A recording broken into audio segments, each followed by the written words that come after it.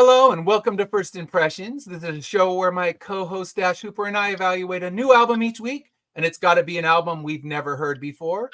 After playing it, we take notes, rate it in a variety of categories, and come back to report to you how we feel. So tonight, we are looking at the 1966 album Pet Sounds by the Beach Boys. And yes, Dash and I both had never heard this one before. So yeah, you can throw shade at us because a few of the ones I'm getting comments like, "What the hell? How have you not heard this?" Was like, that's what this show's about: discovering new things. Just a few of the songs I'd heard, but not the full album. But as you can see, we have a special guest tonight. So Ben, tell us a little bit about yourself. Hey, how's it going out there in internet land? My name is Ben Golomb. I'm from LA originally, and I'm a musician, and now I'm a filmmaker. I'm doing music videos and documentary film. But I spend a lot of my creative energies are definitely towards my band, which called Modern Time Machines. Yes. We actually did a Beach Boys, deep cut Beach Boys covers EP a couple of years ago. It was 3 songs, and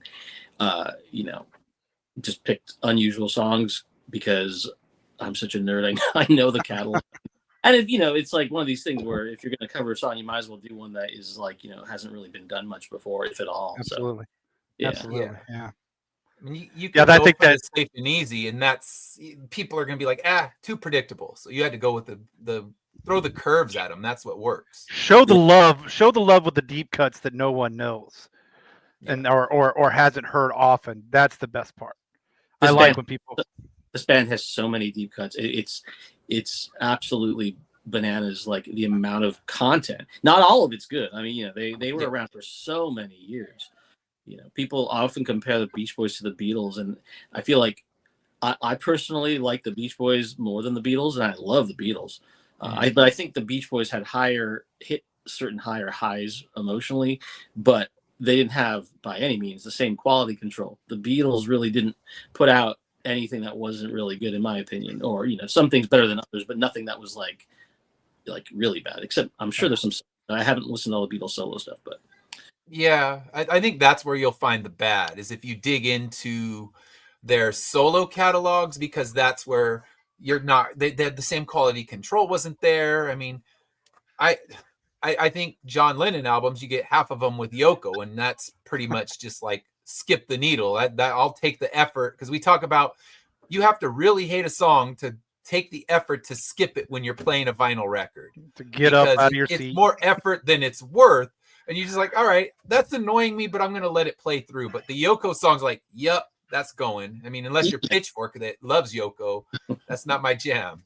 Even the Beach Boys songs that are objectively pretty not great, I tend to still find something in there that I like. So the only ones I kind of skip, the Beach Boys actually had a share of like spoken word tracks, which is so weird. Early years, they were just, it was really like filler. It was almost like skits. And I didn't know that. That's it's so weird. I mean, it's just bizarre. And I usually skip those, but anything else, I generally will play it, and I'll find something that I like in there, by and large. I mean, but I would definitely some of it's like you got to know the context, and for just like a average listener, even somebody who's like a genuine fan, they might go like, "What the hell?" But if you know the context, sometimes it completely changes how you view it. So and that makes sense. Because I'm coming in, and I'm sure Dash is as well. It's just kind of the casual one. You heard it, a million times on the radio, but you just don't ever explore full albums. And that's so many of the bands. That's kind of what we decided to do this show. The whole reason was it's like we have infinite albums that are, rated top, 500 by Rolling Stone, top, the 1,001 albums you need to listen to before you die. And I've never played them. It's like, okay, I could recognize the cuts. And sometimes we're finding I don't love it as much as the critics are saying. And sometimes you realize, oh my gosh, how did I go so long without hearing this? So totally. It's nice to explore, because I'll be honest. And when we get into talking kind of about our history of the band, my preconceived notion when it came to the Beach Boys was a lot different than what this album delivered. And you've been telling me all along, but I'm just like, I'll get to it. Because, it's like read this book and I got a stack of books, and listen to this album and I got a stack of albums. And yeah, I know you've talked about it. Didn't Brian Wilson even do a rap album at one point? He did one rap song, Rap. which was never released, but it did actually. It's very readily available on bootlegs. Yeah. It's probably no worse than Garth Brooks' Chris Gaines album, so we'll just see that. Hard to say. All right. No, I actually like the Chris Gaines album. I will throw that out there. I like the Chris Gaines album. You'll die on that hill. I will die on that hill. Well, since the Beach Boys also performed on Wipeout, the Fat Boy song, even though they're not really they're not rapping on it, but the Fat Boys are, so that's rap. But the Brian Wilson rap song is called "Smart Girls." Okay. But yeah, I think you played it for me once, and it's about as great, as it's what you'd expect when old white dudes rap. I'm gonna go dig it up tomorrow. Now I'm gonna go dig it up tomorrow. I'm sure YouTube's got it out there somewhere. It's not a hidden. It's not anything he wanted out in the world because he never released it. No, it is. It was part of a rejected solo album. It was his second. Was rejected like 3 times or something like that. But it was when he was under the sort of mind control of Dr. Landy, a very infamous figure who took over his whole life, and he was a very he's not a guy who's beloved to history. I'll just put it that way. Okay. But yeah, that I think Brian was just kind of going along with things, and I don't think he was like, oh, I gotta release a rap song, but it was definitely in consideration, and the copies out there are from like a promo cassette that they I think gave out to DJs. So like there's so this is like a whole album that never came out, and it's okay. So he wasn't trying to hide it from the world. He wanted it out there in the world, but at that moment, the record labels didn't want to put it out there, and the record labels rejected that entire record, and that record was called Sweet Insanity. It was like, I think it was 91, right around there, because they recorded it. They tried to pitch it to record labels. It was rejected. They did some re-recordings, including a song with Weird Al on accordion. Oh, nice. That's it's on bootlegs. It's never been released. Fun fact. I mean, there's so many fun facts about the Beach Boys it will make your head spin. See, that's why you're here. Because Dash and I, we're going to do our shallow internet research. And I, like I said, I did spend a little more time with this one. I listened to, if there are podcasts out there for me to listen to, I'll always dig into those. And the Rolling Stone 500, all those albums, Rolling Stone put out official ones. So they have interviews with the band members, interviews with, super fans, because I think Cameron Crowe talks about this one. And we talk about the Rolling Stone reviews all the time, but this album predates Rolling Stone. So the only Rolling Stone reviews are kind of the retrospective ones, which we'll talk about when we get to the reviews. It's, not the way you expected it to go with the reviews. But let's start with my brief history of the artist. So Ben's going to feel free. I'll let him chime in when we're done, because this is my kind of small research. But they started in Hawthorne, California in 1961. Started with 3 brothers, Brian, Carl, and Dennis Wilson, their cousin Mike Love, and their childhood friend Al Jardine. They became kind of a fun voice of surf, sun, girls, cars, and that's the Beach Boys that I know. That's the only Beach Boys that I really knew, was that kind of Surfing USA, fun, California girls. And it was 1966.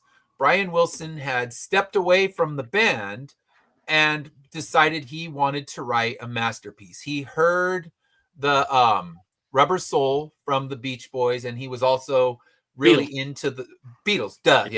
Beach Boys, who we're talking about. Yeah. So he heard Rubber Soul by the Beatles and decided he wanted to make the greatest rock album ever made.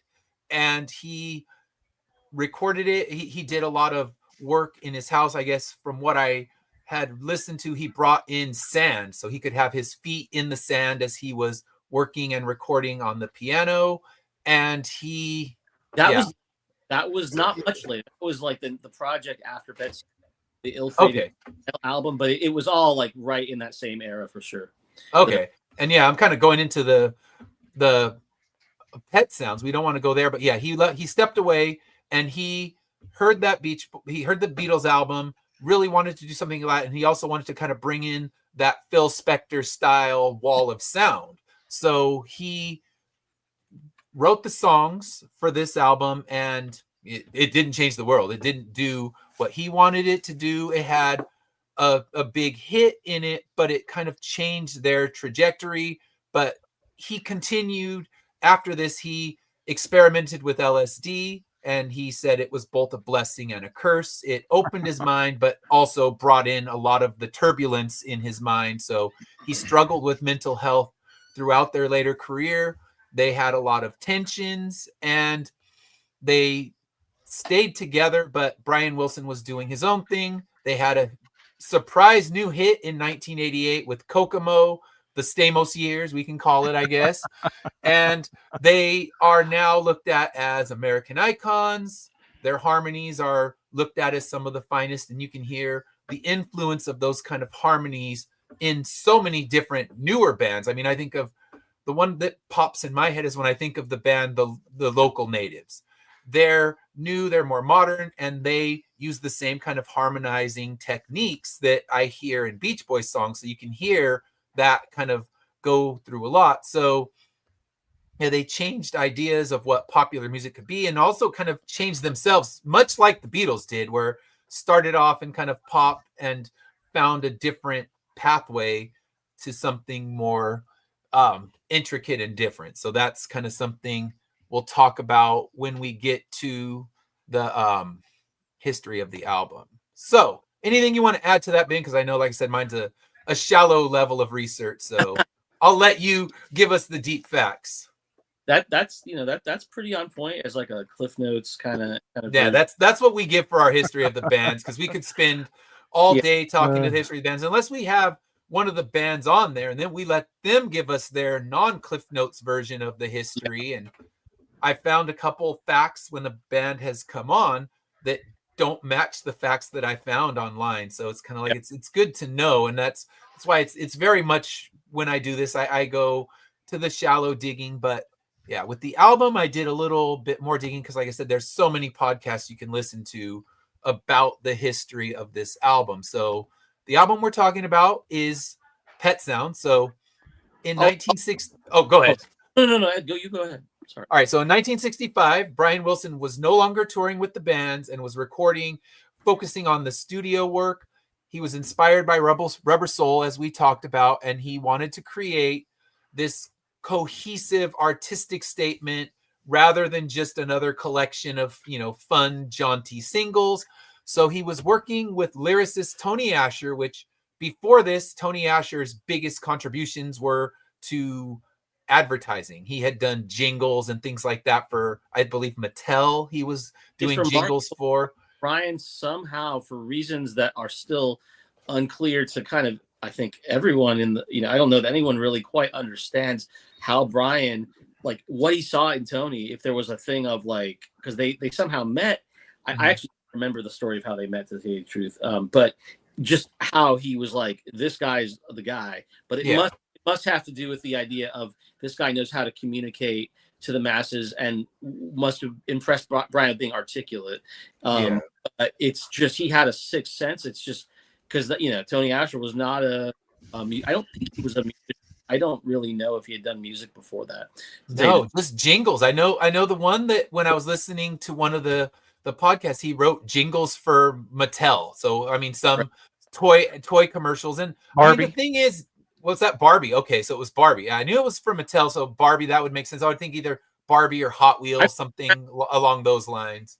Now that I think about it, I've never even thought about that. And I wonder, there must be the Beach Boys fans, the super fans are like the most, like, they're on a next level, Mm-hmm. I mean, I'm a fan, but like there's people who are just like some other playing distance with their fandom. And I wonder if anybody's tried to actually find some Tony Asher jingles, compare and contrast. I'm sure someone has probably tried. I've never heard of, I'm sure. Whether they still exist on tape is another question, Yeah, because that was pre-VHS, so there's not like, you can find all the 80s commercials, but the 60s commercials, that's going to be a lot more difficult because they're lost to time. It's not like you would get like a Discogs page for writing a jingle, it would be very anonymous. So yeah, I'd love if someone could discover one. So drop a comment if you happen to find one of those, and just kind of drop a link. I'd be curious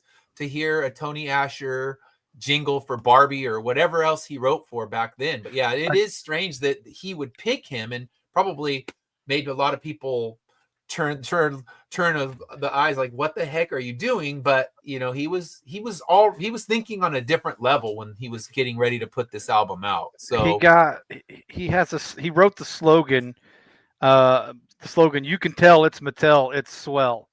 So I guess and then a little throw in a little bit, he did songs for the Partridge Family as well. Okay. Never knew Interesting. That. Interesting. That is interesting.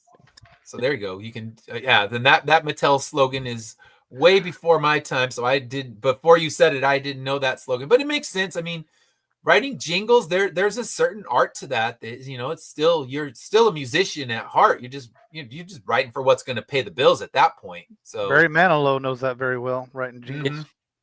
Yeah. So it works. So the sessions that they did for recording, they took place between July 1965 and April 1966. They primarily recorded at Western Records and Gold Star Studios in Los Angeles, and they brought in the band The Wrecking Crew, which was a group of top session musicians, to realize his intricate arrangements. And he had to go to each musician and kind of tell them how to do it. I mean, he almost had to, it was more just describing what he needed, because I don't believe he was a trained musician with musical notes or anything like that. Brian did write charts, but how, I don't know how to write music. I write songs, but I don't know how to, I'm not musically literate to write. I don't really know the extent of like how detailed Brian's charts are in terms of like real intricate nerdy stuff, but he definitely did write charts. Like I've definitely seen. Okay. Yeah, and that was one I listened to, and they said he was not classically trained, but I guess that doesn't mean he doesn't write charts. And he brought in all kinds of kind of interesting and experimental musical instruments like bicycle bells, the theremin, or he had lots of orchestration. There's a harpsichord. So after he recorded all of the musical, all the instruments, the Beach Boys then came in and brought their signature harmonies. And at that point, it was released on May 16th, 1966 by Capitol Records. Capitol Records hated it. They released a greatest hits album right before this one to kind of soften the blow of what they thought was an absolute misstep by the Beach Boys. Because I'm sure they wanted more jaunty, fun, bop your head songs singing about girls at the beach, but they did not like this album. They barely promoted it, which didn't help it, because it peaked at number 10 on the Billboard charts. It went, I believe, gold in its initial run. And yeah, it just was not well received by the label. They were on the same label as the Beatles, but the Beach Boys got pigeonholed as like a novelty group. Like they do songs about this. They're kind of just a joke. They sell a lot of records. I mean, I think that's what the suit thought of them. Not that they're a joke, but you know what I mean? They just didn't take them seriously. And some Beatles were afforded a complete different level of respect. Beatles had they had their shit together a lot better in terms of a cohesive image. And, the Beach Boys just didn't have a good manager at that point. That was their father still, right? Well, they had fired him at that point. So they fired him right before Pet Sounds, I believe. Yeah. Or somewhere around that era. A year and a half before. Okay. And yeah, it's just the family complexity of it is just on another level that is something I don't think anyone can even understand. The closest thing, the story that's maybe more or equally as known as the Wilsons and their, very difficult father who helped them significantly would be like the Jack, and yeah, that's what I was thinking of, the Jackson 5. And there's a lot that dictator style management that made them great, but also made them miserable and damaged and really severely damaged their brightest, star on a deep emotional level. So yeah, it's really, the Beach Boy story is filled with so many highs and so many lows, and it's just so sprawling. I can't even. Yeah, it's something else. It's really something else. Yeah. All right, so let's see. We're gonna hit reviews, and reviews of the album were not strong. Reviews when it first came out, or I should say, reviews in the U.S. were not great. Brits, Britain, UK, they loved it, but in the U.S., critics expected another batch of fun surfing car songs, and then they got this deep, introspective, orchestrated record. They don't even have a drum kit. They're not playing, the standard drums. The Beach Boys don't play the majority of the instruments on the album. And it got lukewarm reviews by some, and they thought it was going to appeal to older listeners, not the same kind of teenage crowd that they had before. And UK was entirely different. UK was enthusiastic about it. The British press recognized it as a sophisticated piece. New Musical Express and Melody Maker were praising Brian Wilson's vision as a songwriter. They praised the musicians. The Beatles were said to have loved it. They heard it. I believe they played it twice for John and Paul. And this album directly influenced what became later Sgt. Pepper from the Beatles. They were influenced by this and loved it. But yeah, in the US, it did not have such a great reception. It didn't sell well. It took years later, and if you look up reviews now, they're glowing. It's praising everything about it. But when it initially came out, it wasn't loved, and it's hard when you're dealing with an album from 1966 to find any original reviews is really hard, especially if they trashed it. They don't want that to live on the internet. Like, oh yeah, remember we shit on the Beach Boys masterpiece. Whoops, delete. So yeah, it's not where they want to go. Especially with this album being like literally on the top albums list or everybody's top albums list now. Yeah. Like retrospectively going back and taking out any bad reviews. Mm-hmm. It's easy to make sure that no one can see those. And Rolling Stone, like I said, they didn't exist. They don't have to do a cover up like when we did Songs in the Key of Life and found out that Rolling Stone kind of shit on it when it came out. Like, ooh, Rolling Stone, now it's your #1 album of all time. And you were not, I mean, they weren't entirely dismissive, but they sure as hell didn't love it.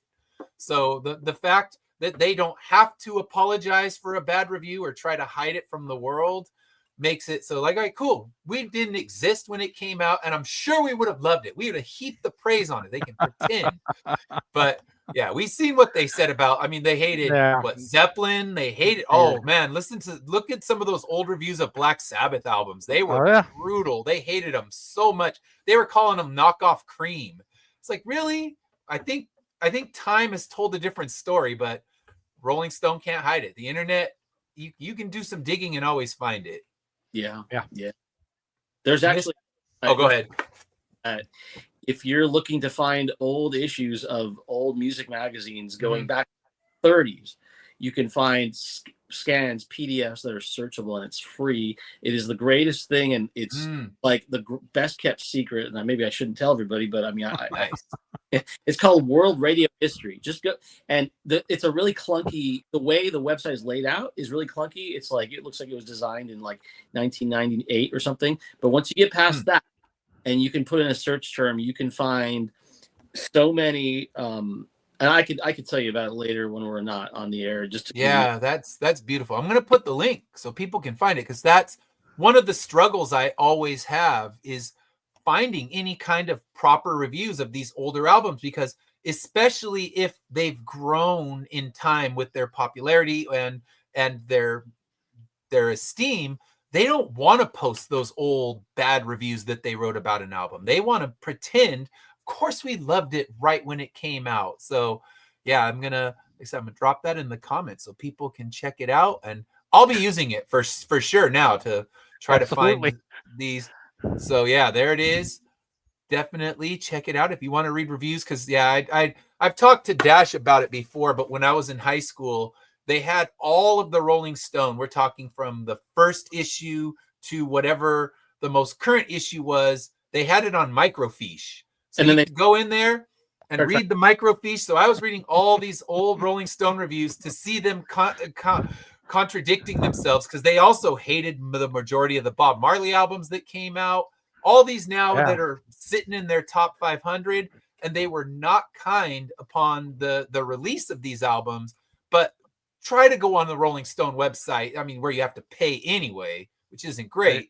But you're going to pay, and they're still going to play. They're going to put up their newer glowing review to say it's historical significance. So yeah, that website, that is great because I want to definitely check it out when I'm doing any kind of things, because newer albums are easy. You go to Metacritic and they compile them all for you. It's like a Rotten Tomatoes, but for musics, and it's easy. But the old stuff, you get the retrospective reviews where, oh, we want to heap the praise. Like Pitchfork gives it a 9.4. We always have to find our Pitchfork Dewey Decimal System, and it's like they give it a 9.4 because they kind of have to, because Pitchfork likes to.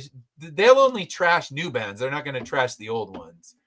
Maybe if a new Beach Boys album came out, they would rip on it and be like, they should be like they used to be. But yeah, Pitchfork, they don't need to go rip on Pet Sounds, even if they could. Everything, it comes down to, like, that's just your opinion, man. You know, it is. And that's the thing. And we look at some, there's been a few albums that had insanely good reviews and we disagreed. And then there's some that had bad reviews to start and years have given them greatness. I mean, Songs in the Key of Life is the greatest example, because it now, in the most revised version of Rolling Stone's Top 500, it sits at number 1. Oh no, What's Going On sits at number 1. And that one, they did not trash it when it came out. So at least there's that. But Songs in the Key of Life is in the top 10, and Rolling Stone was brutal to it when it came out. They did not love it. They called it over bloated.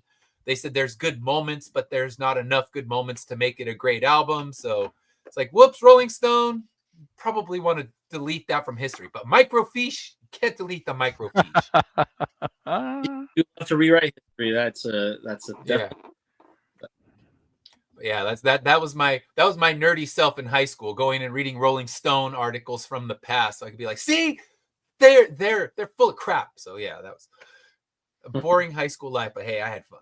I had a couple friends and we would just be searching up things on microfiche, which I don't even know if most libraries even have a microfiche reader anymore, but I think probably the majority of them have been digitized, I would think. Yeah, you don't have to dig through and zoom in and all that good stuff. Because that was my dad's, the first job I remember him having after he got out of the military was a microfiche repairman. So it's like, oh, that career kind of died when things started getting digitized.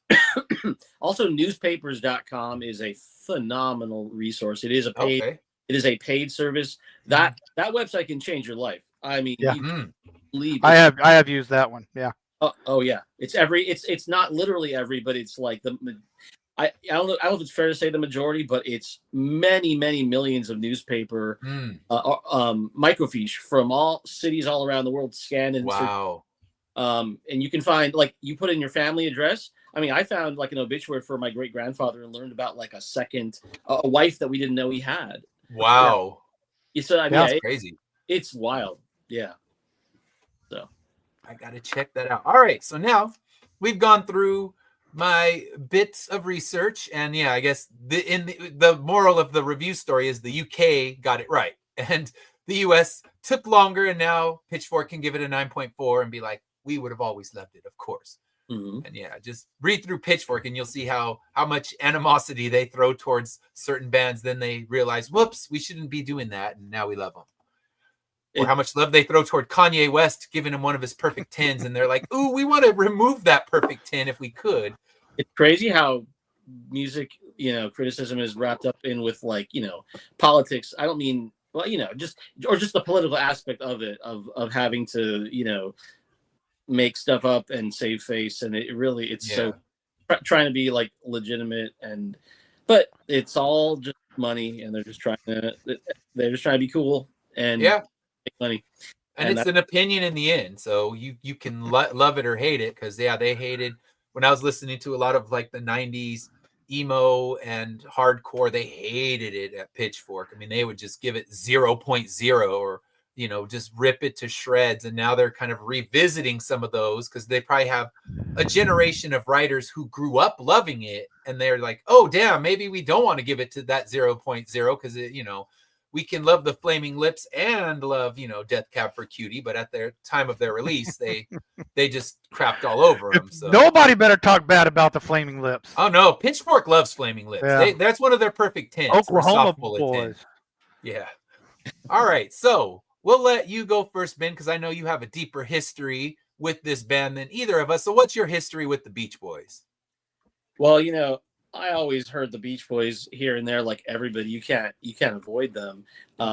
And the first time I bought a Beach Boys CD was one of those Columbia House things, and it was I got a CD player for the first time in around '94, I want to say, and I guess that's kind of late. I don't know, but it was amongst, I think, because you got like 6 for a penny, and I don't think it was the first one I chose. I got like Weezer Blue Album, I got Green Day Dookie, I got by REM. I feel like I don't remember if I got Nevermind through there, but somehow I did get the Beach Boys' greatest hits, and it was actually, I think it might have been the compilation that came out right when Pet Sounds was coming. Oh, right, the record label's Panic Greatest Hits album, or it was one of those. It was definitely an early greatest hits compilation that had been put onto CD, because the Beach Boys have had so many different greatest hits compilations. It's actually quite comical how many there are. Yeah. But yeah, and I thought they were rad, but I never I was fully into alternative rock and Weezer and the Smashing Pumpkins, and I think the Beach Boys I appreciated, but I just kind of neglected it, and I wasn't listening to that much. So for years I actually wound up selling that CD. I think I was getting rid of CDs I wasn't really listening to, which is kind of crazy. What got me, what hooked me, and you mentioned him earlier, is Cameron Crowe, Almost Famous, and I can't be the only person who has this story. I ran into Cameron Crowe years later at a show, at like Brian Wilson show, I believe, and I thanked him for getting, for putting in a little mini infomercial for Pet Sounds in the movie. I knew who Cameron Crowe was when I saw that film, and I knew his history, and I knew that he was like this guy who, was an esteemed rock guy who, it's kind of like if he gives a recommendation for something, you might want to listen to it. I did. And I thought it takes gumption or, whatever to put a little mini infomercial for an album. Actually, the camera hangs on a real album. I've never seen that in another movie. Yeah, in a movie of all things. Like, you're trying to make money on the movie, not pitch Pet Sounds. Snuck that in somehow and was able to do that. And I was like, all right, Cameron, I get what you're doing. Message received. I get it. I'll give it a listen. So I went and I bought Pet Sounds, and I listened to it, and I thought it was really cool, but it didn't click oh my God. So I listened to it a few more, and I also started reading about it and read. This was around the year 2000. I think Almost Famous came out in 2000. I think around there, yeah. So so the internet was a thing, and I started reading about the Beach Boys and Brian's story and the history of that album, and it just kind of clicked. I think it was the lyrics for "I Just Wasn't Made for These Times." Sometimes very sad.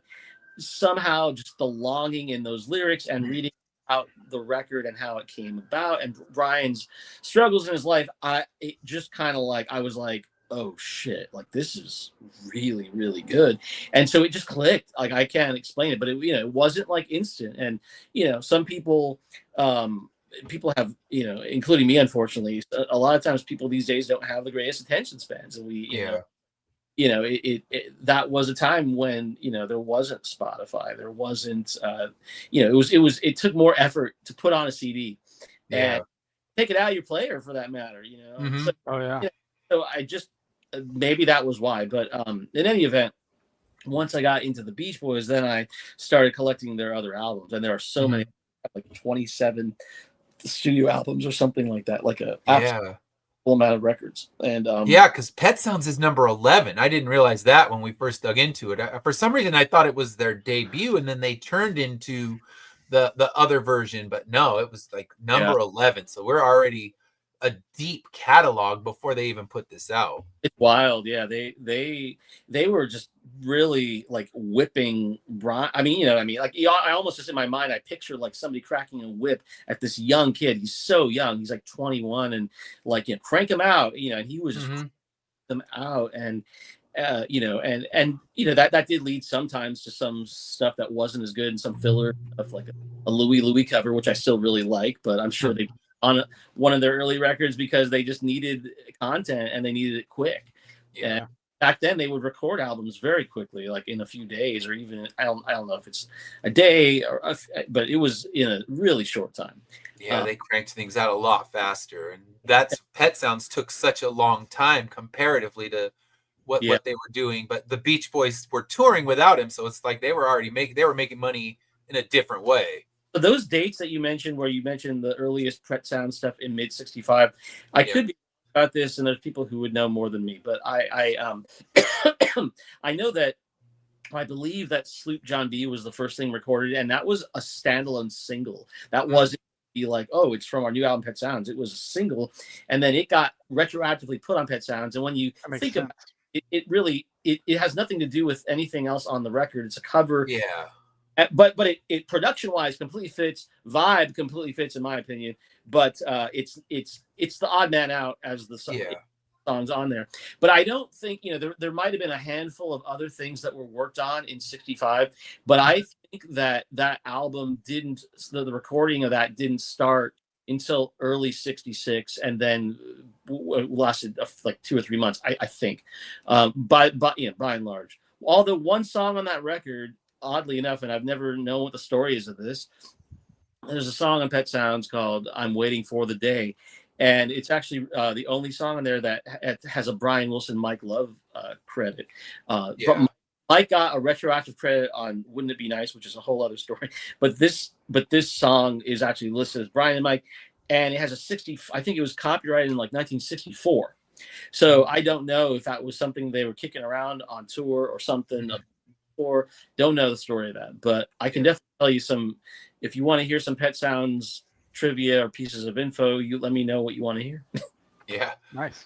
All right, so Dash, what's your history with the Beach Boys? Nowhere near as in depth as Ben. Like we talked about, you know, and that's fantastic. I loved your history. Thank you for sharing that with us. It's great. You know, just the normal stuff. You hear the songs on the radio. And growing up with them, and then again you get you know, the movies really brought me into it, those early 80s movies, and then you obviously get Uncle Jesse and the Rippers, and really bringing them out mainstream, at least in my opinion, and for me in my life as far as that goes. So you really get, you know, and then you get the Kokomo, but I loved, you know, because you know, you just, the most of the music was like I said, on movies, so that's where I got it. And I'm kind of like you, Ben. I got my very first Beach Boys album from the Columbia House CD. Yeah, it was a CD as well. It was the greatest hits, and like a white cover with like photos that were like rectangular, I think. Yeah, you know? That's exactly. All Best was volume 1 or 2, something like that. There's a lot of volumes, like you said. There's plenty to pick from of greatest hits. I remember Surfer Girl. That's what I distinctly remember from that. That's a very that one. You know, I guess when I think back to that era, I'm like, that one was in my head for sure. The harmony. Okay. And you know, you had David Lee Roth covering California Girls. So, yeah. So that, you know, it's just, you know. So I live where all the Midwest farmers' daughters make you feel all right. So I'm all right with that. But it just like I was telling Ed backstage before we got started, this might be the third album that I've heard song, you know, cover to cover songs. I knew random songs from each album, but this is the third one that I've heard full. So I definitely enjoyed it. So yeah, that's my history. Just like I said, cookie cutter, vanilla for the most part. But you know, it doesn't change the way I feel about the Beach Boys. Let me say that. I appreciate their music, but getting, you know, it's just like we said, a lot of the albums we've never heard cover to cover. So yeah, and that's where I am. I knew their hits. I have my special like there's about 9 Beach Boys songs that if I never hear again, I'll be good, because WonderCon ruined my life by playing they had like a 40-minute loop of Beach Boys songs.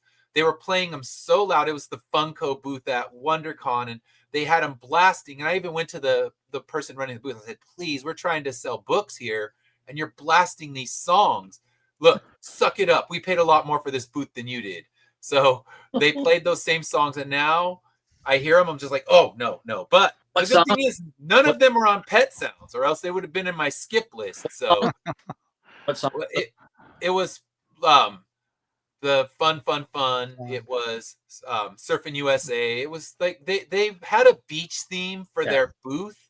So it was all just the kind of the more upbeat poppy ones. And really, besides that, I'm fine with any of it. I didn't really, my parents didn't listen to it. So a lot of what I listened to younger would have been if my parents did it. And when I was doing Columbia House and BMG and grifting for my free CDs, I didn't get this one, but I think my dad owned the Greatest Hits. That was the one album he had. So I listened to that, and it didn't resonate. And I think it was actually Ben that was telling me I really needed to listen to the Smile Sessions.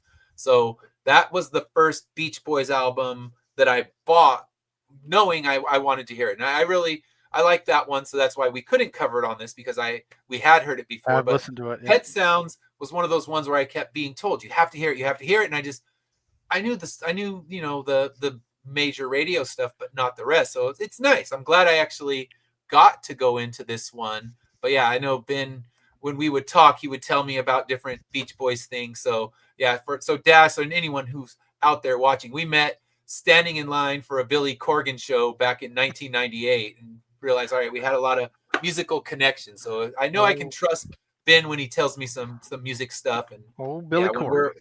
When we're all said and done, yeah, we won't speak of Billy Corgan as a person, but he had good music. So yeah.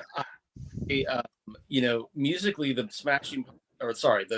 Beach Boys are basically, in my opinion, they're one of the most misunderstood bands of all time, because it's really because of that marketing. And it goes to show like how much marketing and how the presentation, I mean, it's like anything, the presentation and how it's marketed, and then how media over decades just cements an image. And the Beatles, like I said, the Beatles were afforded this grace. They were able to get out of the suit, the she Love Me Do suits, and then start being just kind of like cool regular guys in the perception, and the Beach Boys wore their striped shirts too long. They wore them into like 67, even maybe 68. I'm not exactly sure. And then they went into like matching outfits for a while, matching white suits, before they kind of like around, I don't know, 69 or 70 is when they kind of like had an overhaul, and they just started looking like regular people. Yeah. And so they just weren't slick when it comes to the marketing. They didn't have a mentor in that way until later. So that, I think, really made people think of them in a certain way. And so they have so many records that, like stuff beyond that, like this record Friends from 1968, which is just this beautiful little masterpiece. And it's exotica, like it's got like Hawaiian, it's got just all sorts of really, really interesting songs on it. They're very low key. Yeah, so and then there's Sunflower. My God, there's so many records. There's Surf's Up, there's Holland, there's Carl and the Passions, there's Love You, there's 15 Big Ones. So there are a zillion different side roads that the Beach Boys wound up going down, and of which there's a significant amount of good quality, like sometimes insanely good quality stuff that you're like, so one of the songs that my band covered is All I Want to Do, and that's a song from 1970. I think it was recorded in 69. Not to be confused, the Beach Boys had a different song called All I Want to Do on one album before that. Oh, wow. Talk about weird. Written by different Dennis song, and then All I Want to Do was a song that Brian wrote with Mike. But people think of All I Want to Do as like proto dream pop. Like people have like woken up and are like, wait, what? Like this is crazy cool. It sounds like nothing else really in their catalog. And it came out, it was not a single. It was on an album that completely tanked. I mean, Pet Sounds, didn't do super well when it came out, but it did well. It was respectable. This album, Sunflower, tanked, and it's one of their best albums. It's from '70 because their popularity was in the toilet, and that's Pet Sounds didn't help it because, like I said, it didn't tank. It went to number 10, and that's respectable. But the record label watched them in the number 1, and from 1 to 10. Yeah, it feels like an unforgivable drop because record labels, they're sharks. I mean, they want the money and like, shut up, quit trying to write good songs, just write songs that sell. So I mean, it's not that record labels aren't looking out for the best interest of the band; they're looking out for the best interest of their wallets. And Pet Sounds wasn't. A band with your whole family.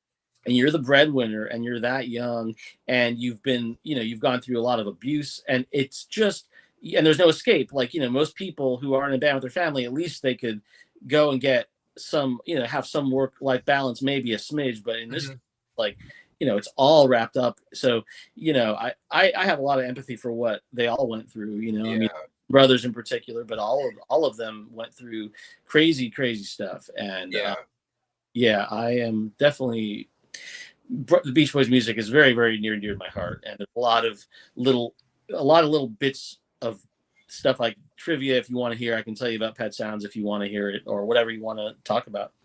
All right, so right now what we do for our next half of the show is we kind of dig into what songs were our favorites from the album. So I know this is one you have a lot deeper history with, but Dash and I, as far as a full album, it's our first time playing it in its entirety. So Dash, I'll let you go first. What's one of your favorites from this album? I mean, I could say all the normal ones, but you mentioned one that I love absolutely, and you talked about the melancholy and the feeling of what he was going through, and it just it resonated with me as well. So I'm going to go with, obviously, the first one. I Just Wasn't Made for These Times. I just, man, and I'm not bringing anything up other than I feel this now at this moment in juncture in this day and age. I feel this song, and again, this was the first time I'd even heard. Yesterday was the very first time I'd heard this song.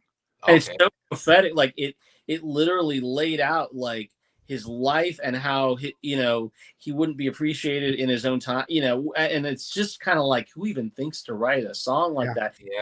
And it's done so, like, eloquently and with sincerity, and definitely, really definitely. Something. And because I could say, wouldn't it be nice, or God, those are great songs, but when this is the number one song on the album, hands down. It's just such a resonating song, so I love that one. Caroline No was pretty good.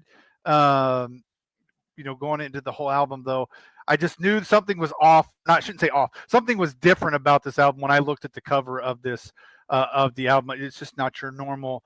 And so I think I appreciated going into it that I knew something was going to be different. And I think, like I said, I Just Wasn't Made for These Times. Caroline No was a good song. I just think all of those really made this album to me stand out better than it would have been just the normal. Wouldn't it be nice? You hear that all the time, mostly Adam Sandler movies or something like that. They're going to play it, or God, and I love God Only Knows. I just think that's a fantastic song as well. I know, and there was a Beach Boys box set that came out in '97, Pet Sounds box that came out in '97, I believe, and that was the first time that they went into the vaults and they started digging and putting out stuff. Well, that song, the version on the album, which is the one that everybody knows, is sped up by a third. Because listened to his dad, who told him you need to sound younger, and if you speed your voice up by a third, you'll sound younger. And I think that was in my opinion, a rare misstep Mistake. by Brian, listening to his dad on that. Even though that's the version that everybody loves. Yeah. I mean, Yeah.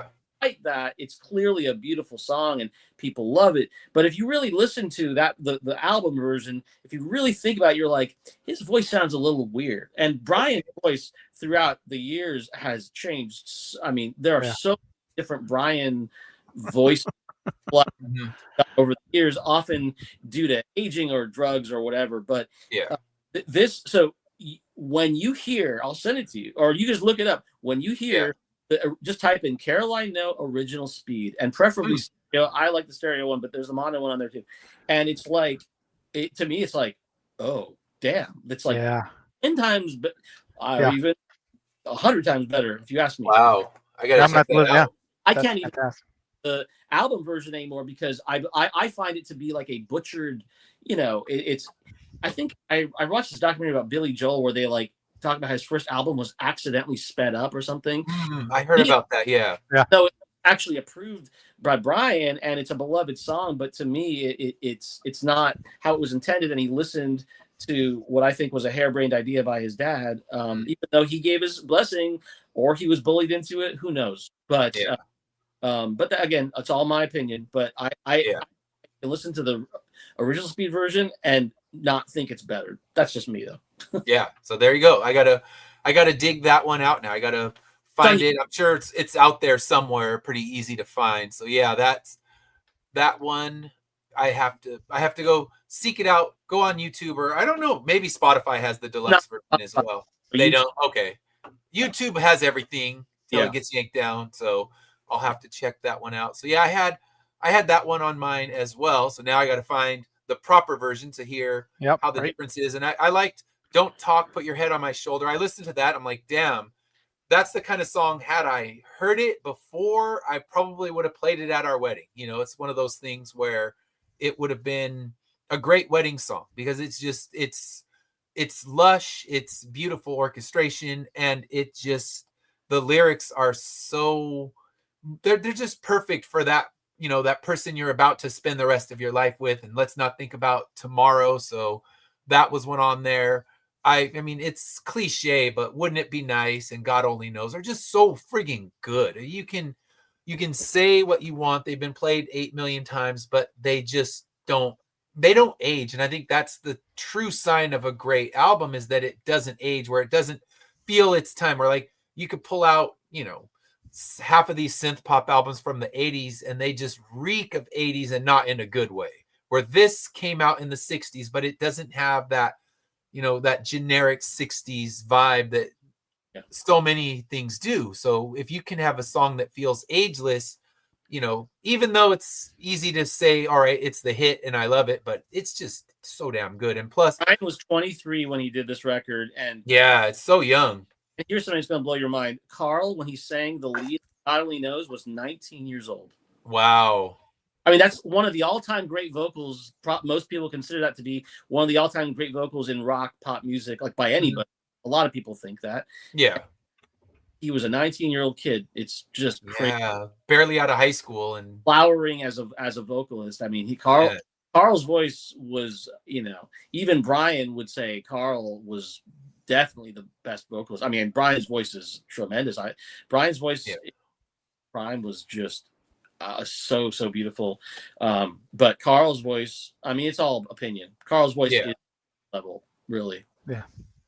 And I'm at a point, I'll be honest, I can't differentiate the voices well enough yet, because this is one of those ones where I was doing, normally I play the album on Saturday and then I'll listen to it while I go on a run on Sunday, and then kind of do my research Monday and Tuesday while also still listening to the album. This one, I played my first playthrough yesterday. So my first full playthrough of the album was yesterday. So I need to kind of listen to it, because the more you listen to a band, the more you can kind of separate the voices of each particular member. I mean, thinking of like we covered the Beastie Boys not too long ago, and if you just played one playthrough of a Beastie Boys album, you're gonna have a hard time figuring who's who until you play it through, and you're like, okay, they all have their personalities and their nuances, and I haven't picked that out yet, so that's something I need to do. Beach Boys identifying vocalists really is it's like an art that takes time. I mean, like there's stuff I've been a fan for so many years, a huge fan, and then there's like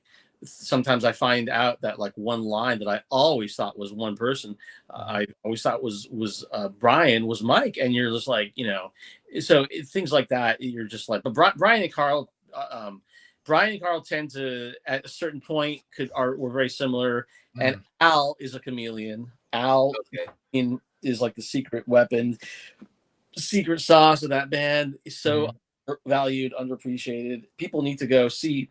Pardon me. People need to go see Al Jardine play. He is playing. He's performing still, and he performs with a number of members of who were Brian Wilson's solo band for many years. Okay. And they are just really, really good. And on this tour, they're coming to like Cerritos in November. I'm definitely playing. But they're playing the entirety of this is super obscure album that's like a fan favorite for only, when I say fan favorite, for like a small niche of weirdos like myself. Okay. The deep cut favorites. Beach Boys Love You from 1977. So I'm just over the moon that he's going to play that record. So very cool. Yeah. All right. So. Don't Talk, by the way, is also that I'd say Don't Talk. Put Your Head on My Shoulder. I Just Wasn't Made for These Times, and Original Speed, Caroline No. That's your top tracks. All right. And also when you talk about Wouldn't It Be Nice, they in '97 they made a stereo version of that album, and it was a early time of doing that, where they had tracks. And the bridge, where it goes, maybe if we think and wish and hope and pray it might come true, that was sung by Mike on the original version, and they couldn't find that isolated vocal. So, or do a stereo version, they had to, they used an outtake that they had, that tape of Brian singing a guide vocal there. That was the first released stereo version. I think that might have helped of it, because Mike was not happy about that. I don't know if that's true. That's what I read. That tracks. But like the all subsequent releases, they had, I think they did the early extraction technology, and they got Mike's bridge back on there. But again, if you ask me, that version, the first stereo version with the Brian bridge, it's way better. And even though the Mike version, again, that's the Mike bridge one, is the version that everybody knows. I fell in love with, I don't have that history with that version. I mean, I'd heard it on the radio, but when I started really listening closely, I was listening to the stereo version 96 or 97. So that's the version that clicked in my head. And I'm like, oh, this is where it's at. And that's, Mike did some great vocals. I mean, Mike over the years did definitely excellent vocals with the band. But I prefer Brian there, if you ask me. Cool. All right. So now we dig into our favorite lyrics. So Ben, what are some of your favorite lyrics from this one? From Pet Sounds? From Pet Sounds, yeah. Oh yeah, he definitely, sometimes I feel very sad from which I mentioned, I Just Wasn't Made for These Times. That's just a killer lyric. Oh boy.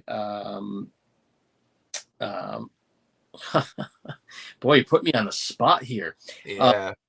I can see, I can hear so much in your eyes, and I can see so much in your eyes from the beginning of Don't Talk is just absolutely gorgeous. Where did your long hair go? Where is the girl I used to know? From Caroline No. That's and revisited. He had this thing with long hair and as a lyric, and he had a song from the late 80s called Baby Let Your Hair Grow Long. I mean, all the lyrics on that record, there's not really anything that isn't really good. And that's where the quality control was at the highest level. There are definitely a lot of Beach Boys lyrics here and there over the years that you might not feel the same way about. Everything they played in loop at the Funko Beach display, those aren't the deepest lyrics. I mean, they're fun, they're jaunty, but they serve when you hear the song for the 50th time in a span of 3 days, and you're screaming over it. I love love those early songs too, though. I have to say, I'm a, a lot of people do dismiss those early. I know when you hear it over and over, that's a different thing. But I personally love the early Beach Boys stuff, and I think it's just gorgeous, and it's all part of the story. Yeah, and that's the evolution is great to hear, and I appreciate that. But it's just they were drilled into my head, and it was the wrong exposure to them from someone who was kind of in the middle. I never disliked them. I never actively didn't want to hear them, but it was just like, here, you're going to hear them at full blast for 3 straight days. I've heard this story 10 times and it never gets any less. Oh, no, I'm fuck Funko. I will say it every time I'm on this show. Funko, go to hell.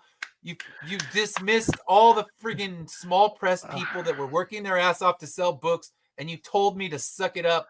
Fuck off. But yeah, I will never stop saying that about Funko. Beach Boys, no, I'm sorry they got lumped into the Funko hate. They don't deserve it. They deserved better, but Funko. How has the Beach Boys not done a Funko? There you go. Yeah. How did Funko not do like a Beach Boys set of Funko Pops on top of it? I mean, they played them all week, and they should have had a little, Beach Boys set. Yeah, not that I would have bought it. Fuck them, but there's definitely a share of Beach Boys little figurines, and I can't remember. It might be Funko. I'm not sure. Yeah, I don't know. Like I said, me and them, we got beef. So DM, where you at? He's going off. DM, where you at? Yeah, he's going off. DM, yeah, he wants to see me get angry at things. I'm like, I'm not angry at the album, but all you got to do is in this direct. Like normally, I'll find a strange lane to get there and like insult Funko a bit, but this is the direct lane. This is the same freeway, and that's fantastic. Thank you, Funko, for ruining that show. But good tangent, I digress. Let's talk about lyrics. Dash, what lyrics do you like? I'm going to go back to the best song on the album, and each time things start to happen again, I think I got something good going for myself, but what goes wrong? And then it goes right into sometimes I feel very sad. So if you, ladies and gentlemen, if you ever heard this song and you're not in this song and you're not feeling this song, I might ask if something's wrong with you, because I mean, I feel it. And I love that, we talk about this all the time, especially when it comes to songs when we discuss this. When I feel a song, it. This is not going to be the Dash head bob, but this is the Dash feeling. And every lyric in this song meant something. And I love that when you can have an entire song where the lyrics mean something on every single syllable and every single word, and you feel it, just like you said, Ben. You feel that he feels this song too. So I mean, that's. You need to listen to the instrumental backing track of that, which they released on the Pet Sounds box set. Okay. It's so crazy intricate with this bass line, everything, and the chords, everything. It's like I'm gonna do that. Yeah, it's something else, man. The Pet Sounds, what they did, they really broke the mold. They did some. We're so lucky as Beach Boys fans. I'll tell you, when they did the box set for that record, they put out instrumental versions of every song. So they like multi-tracks, wiped the vocals, gave us instrumental versions in stereo, maybe in mono too, I don't know. And then the vocals only versions of every song. So you can hear the vocals only version and a bunch of alternate versions of in some cases with different vocalists. Like okay. Song that on the record sung by Mike. Well, there's an early version sung by Brian on that, and there's an alternate version of "I Just Wasn't Made for These Times," which is pretty similar to the final one, but has a little. But yeah, and then they have the band and those around them have since then released a whole lot of box sets of other Beach Boys albums that get so deep, kind of like this, into like where they just make backing track versions of every song, and you're just like, like this is heavenly. I know, sometimes bands will do that for like one song, on a box something, but to get the whole record is really crazy. And once when I start looking at other bands of whom I'm also a huge fan of, realizing like, that's not the norm at all, and I'm very lucky as Beach Boys fans to have that type of whoever's in charge, and there must be the fan base to support it. So yeah, someone's got to buy it if they're going to keep putting it out. So that means the Yeah. fan base is putting their money there. But yeah, that's those box set stuff to check out. Which is from like 1970 to 72, or 71, is just, it's like 6 CDs. It is, there's so much on there. It definitely doesn't have the same amount of quality control. There's a few turkeys on there, but there's a lot of just crazy good stuff. There are more Beach Boys box sets that are on the way, I have heard. Okay. Yeah. And you'll tell me if they're good. So I know. You'll let me know. So Yeah. all right, Dash, any other lyrics you want to Just showcase? Just I love the opening stanza of God only know, or not, Wouldn't it be God nice? only knows. Yeah, no, God no, only God knows. only. Okay. I mean, I may not always love you, but long as there are stars above you, you never need to doubt it. I'll make you so sure about it. I just love that opening line. Or stanza, and man, just It's so iconic. Yeah. It's like that. Yeah. That's the mold of everything. You're like, Yeah. even go. Yeah. It's just, it's And then you got a 20 something year old writing that kind of lyrical content. Like, damn, yeah. I'm not worthy. I give up. it's really, It's amazing, and it's like you said, it's iconic. As soon as you hear that, I may not always love you. You know what song's coming. You know you're going to get. And I don't know. Again, it's another song that you feel. Yeah. And you can and at least for me, I can appreciate when I feel the song so deeply like that. Yeah. right. So I had a couple lyrics as well. I had from I Just Wasn't Made for These Times. I keep looking for a place to fit in where I can speak my mind. And I've been trying hard to find the people that I won't leave behind. They say I got brains, but they ain't doing me no good. I wish they could. I'm like, okay, I feel that. You know And what then, that line is yeah. a reference to? I mean, What's that? Brian started being promoted as, people started calling him a genius. Mm. That became actually a marketing shtick, and actually hired Derek Taylor, who was the Beatles publicist, to help remake the Beach Boys image, because Brian knew that the band had this baggage of being thought of as a bunch of dorks who weren't to be taken. Striped suits and all that stuff. Tried, but there was, let's just say there was pushback, and it was very complicated. Okay. Complicated internally and within the label, and it was wild. And anyway, but yeah, I'm sure. I mean, I haven't heard Brian. I never heard Brian say that, but I'm sure the line, they say I got brains, but ain't doing me no good, is just cuts, because it's so personal. It's like, I'm a genius. Well, it sure isn't doing me any good. And it's said in, it's just the way it's said. I don't know. It kills me. It just, it's so good. And weather friends, who hasn't experienced fair weather friends? I mean, and that. Yeah, everyone's had their moments for sure. So I had also from Don't Talk, where Put Your Head on My Shoulders, where he said, being here with you feels so right. We could live forever tonight. Let's not think about tomorrow. I'm like, friggin' wedding jam. That's like the eternal wedding song, and it's not popular enough that it should be like At Last by Etta James is at every wedding. Like, this song should also be at every wedding. And had I known it at the time, it probably would have been played at mine. So yeah, I love that one. And then the only other one I had was also from Caroline No, where he said, oh, Caroline, you break my heart.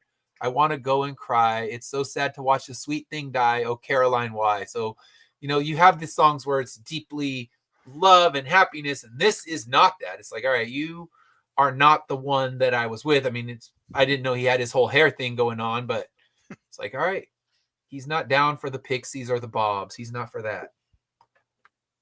Yeah, it's there's right. a lot of love on that record. I'll put it that way. It is beautiful. So I guess we get to our last part. Anything you're gonna skip on this one? I say skip the original version of Caroline, or sorry, skip the version of Caroline No, and look up the original Speed version. The other thing I'll say, there's another song on the album which is quite well known for particular controversy, and there's a really, really interesting alternate version that I really like, but probably the final version is better. Object. but the song I Know There's an Answer used to be called Hang On to Your Ego.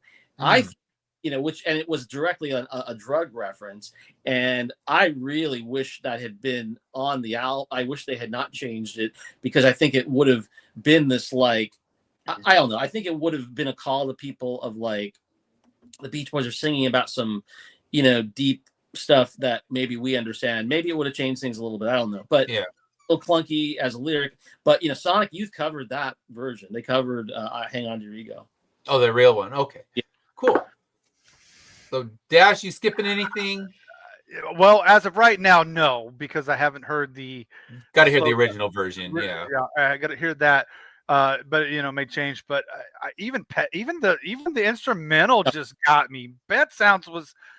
I didn't even get to really talk about that one because there's no lyrics. But even Pet Sounds got me. So, man, just again, when we talked about it earlier, the seeing the cover, I knew we were in for something different. Yeah. And I'm glad. And this is an album I'm glad it was something different. I love the Beach Boys and I like their beach songs, but yeah, there's no doubt in my mind why this now has been retroactively put into the top albums of all time, because Mercy, just I will listen to it over and over again. Absolutely. I have this is one of those ones, and anybody that's been watching the show, this goes right up to the front of the line of albums that I will listen to on whether it's Spotify, whether it's, even if I'm on a walk or a run, I'll probably take it on a run. I know it'll slow me down, like you said. It may slow me down a little bit, but that's fine. I probably. Yeah, I didn't get to give this one the run test. Yeah. It didn't get its chance. I'll give it another chance for the run test. I don't know. We'll see if it passes. But yeah, I'm skipping one thing, and I'm sure there's a reason for it, but I don't like the bike horn. It annoyed me. It took me out of the song. I was in this somber dream. I was waiting for it. And You Still Believe in Me. It's not as obnoxious as the Dylan whistle thing. There's a story. The circus whistle, but the horn, like the little bell was fine, but when it got to the full horn, I'm like, this song, I don't know. That I knew. That's where I knew the minute I heard that song. I knew the minute I heard it because of the Dylan whistle thing. I knew the minute. I knew you were going to say this one's you're going to skip. So that's it. I'm skipping. I'm just removing the horn. Maybe the Beach Boys have released a version, a hornless version. That would be for me, but that's it. Like everything else, I'm here. I'm keeping it. I might be with Ben and be like, now that I've heard the proper version that's not like chipmunked out, I'm ready for the real thing. But yeah, where we are now, I'm just removing the horn. You can keep the little bell. Bell didn't take me out, but the horn, it's like, come on, the vibe was there, and you broke that vibe. I forgot. I Love You Still Believe in Me. It's such a beautiful song. But the thing about that horn, just to let you know, originally that song was called In My Childhood, and there were I don't know if they were ever recorded, or if they were. No one has a tape of it that I know of. And it was called In My Childhood, and it was about in his childhood, and it was about something about bicycles. And so I already recorded that, and this is not the days of new where you're just adding overdubs on individual tracks. It was his whole orchestra of musicians who added that in, so that was baked into the track. And so he just said, fuck it, once he rewrote the lyrics, and then in a way it doesn't really make sense other than just being a funny sound, but it doesn't bother me. But I know weird. I'm easily bothered. If you tune into the show, it's easy to rile me up, and like the whistle, and then there was one. There's certain things I'm just like, I don't feel that. But the song, I do love the song, and I guess if with the original lyrics, contextually it might have worked, but in its current form, let's get rid of it. I'm down. I mean, I know it's iconic, but I'm all right with removing it. And I would love to see if they do ever put out the original version, but I'd imagine with all the box sets and things they've put out, although it is about to close in on 60. I don't think I don't know that it was ever recorded. If it existed, we'd see it. We'd hear it already somehow. That you never knew about, so who knows? Yeah.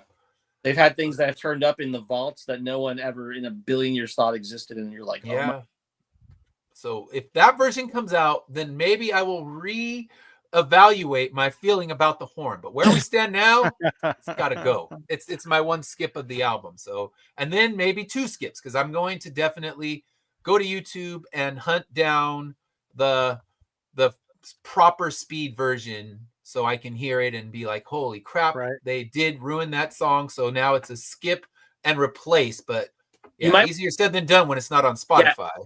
Especially if you hear them back to back, you'll be like, oh my, like it just is. And what's crazy is, again, that was, it's so beloved. And in fact, that song has a very odd distinction. That song was released as a single. I think it was actually before Pet Sounds came out, and it was as a Brian Wilson solo single. Wow. That's right. Yeah. I read that. Brian was testing the water to see, because Pet Sounds is basically a solo album. Yeah. It's so, and that's, and that caused, again, it's just the push and pull of like Brian, the riffs, yeah, and then being beholden to his being the breadwinner from the family, and then the record label, and it tore him apart, I think. Yeah. Plus the drugs, and yeah, they didn't help. Yeah. So. All right. So this one's an easy category today.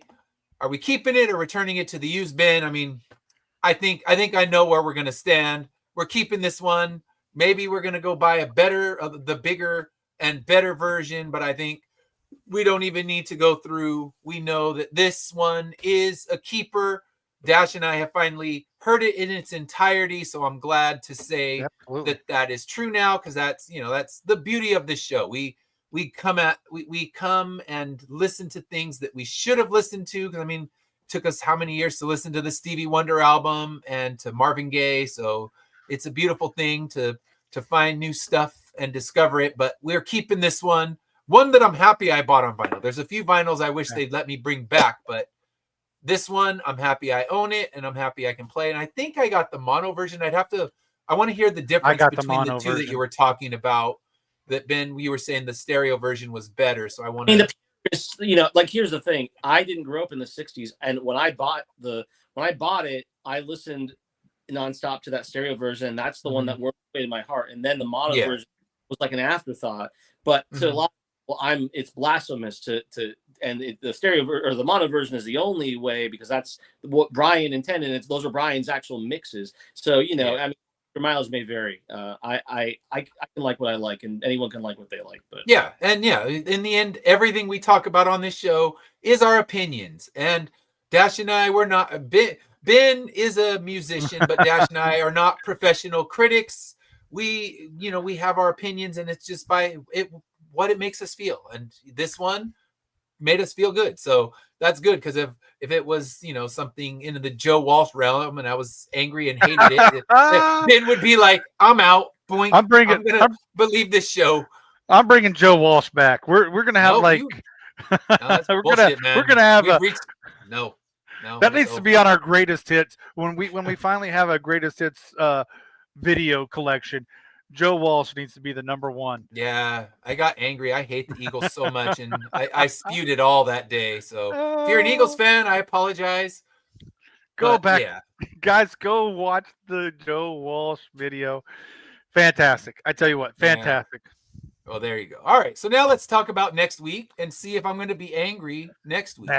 We're dealing late career Bryan Adams. I already feel trepidation. I'm not feeling confident about this. Don't tell me that. But I'm always. I mean, I had trepidation about the Cure album, and that shit ended up being amazing. So late career albums, I don't trust them. I hope it's good. That's my greatest hope. I don't want to listen to something I hate. But then again, if I do hate it, DM will tune in and enjoy the anger. But yeah, I have no anger. Except for at Funko, but like I said, we've done this story before on both the shows. I think both shows have heard about Funko, but yeah, we'll be talking about this next Wednesday. Nice. So tune in.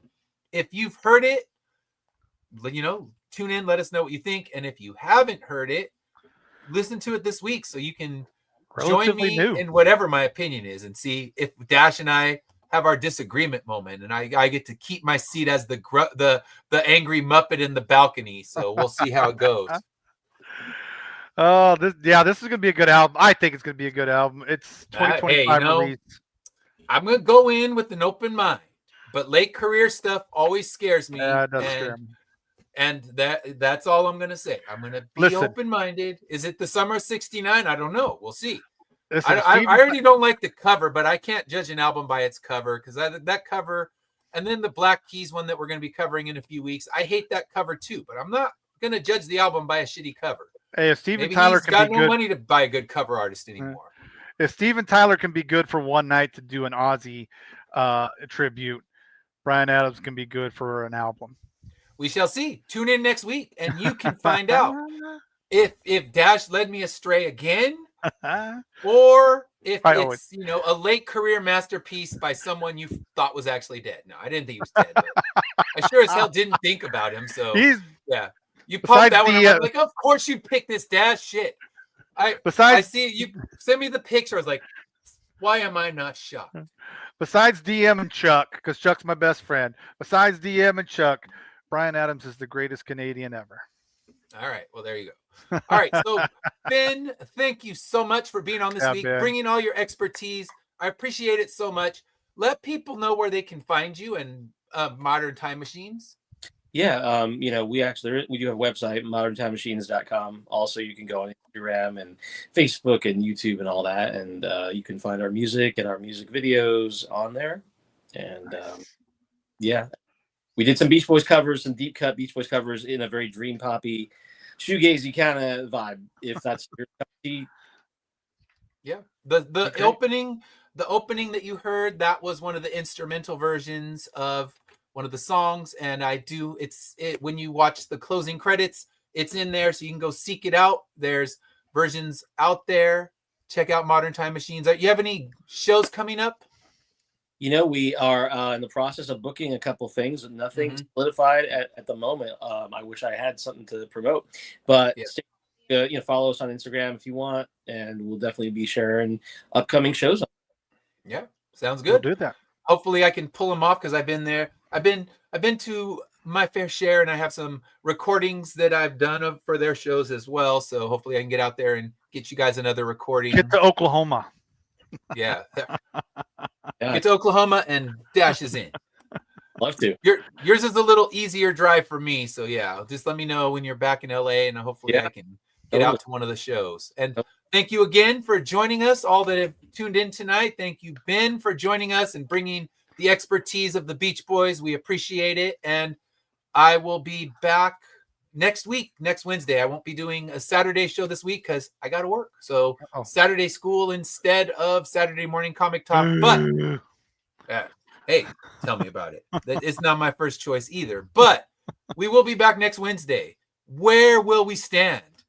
Who's going to get hit with the glove? Me or Dash or both? Stand on my side. Stand on my side. Right, we'll see. All right. Until then, have a great rest of your week. Bye. Bye.